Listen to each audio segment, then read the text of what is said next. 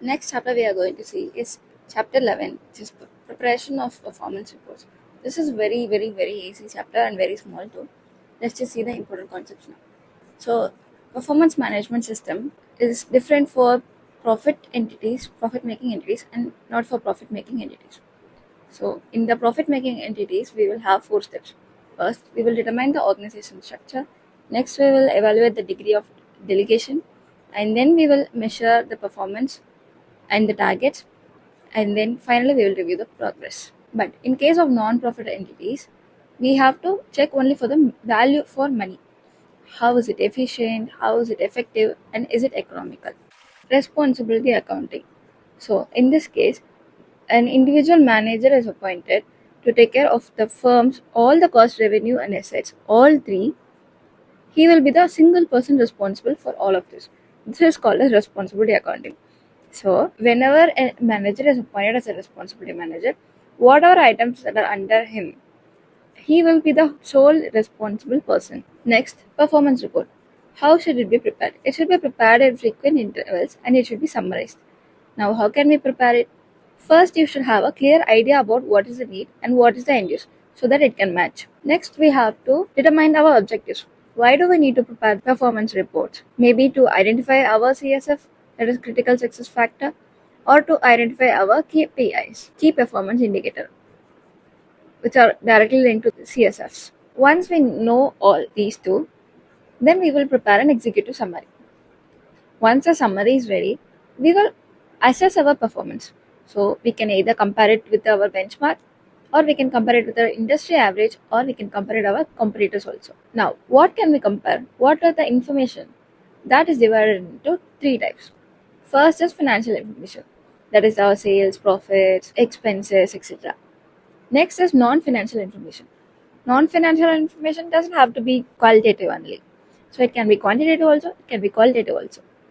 Quantitative includes what is the percentage of product rejects, what are the number of complaints, what are the number of returns, something like that.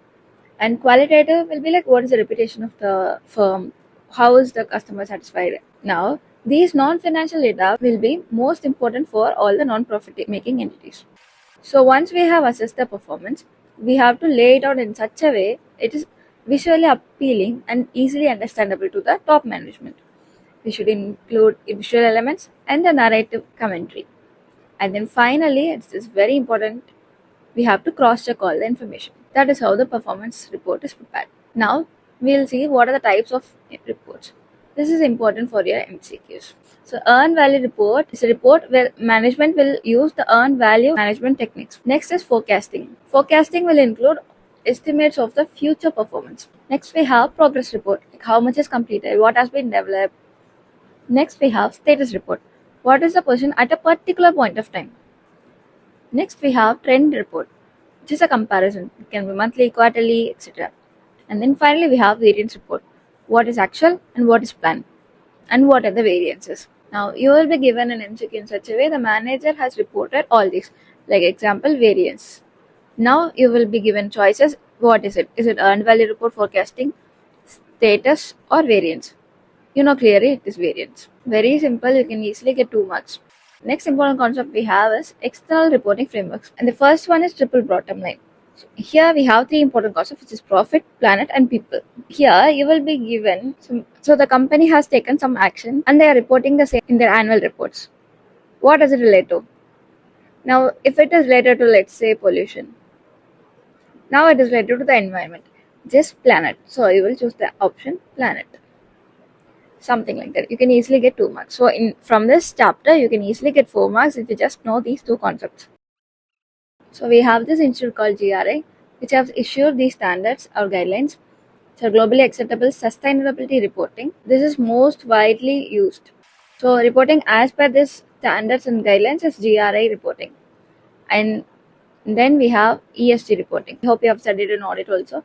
Environment, social, and governance. Here we will disclose all the data related to environment, social, and corporate governance. This will mainly focus on transparency and to inspire peer organizations. And then finally we have integrated report, which is compulsory as per SEBI for top 1000 as of now. So as per this council, International Integrated Reporting Council, we have a particular framework which is Integrated Reporting Framework, IRF.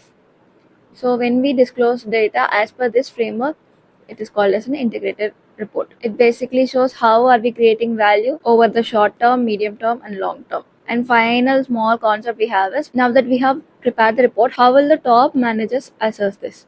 This is for top managers. So typically only the top senior managers will do the assessment. They will check all the data, either quantitative or qualitative, and they will set a goal for the next upcoming period, and they will also come up with an action plan which should be realistic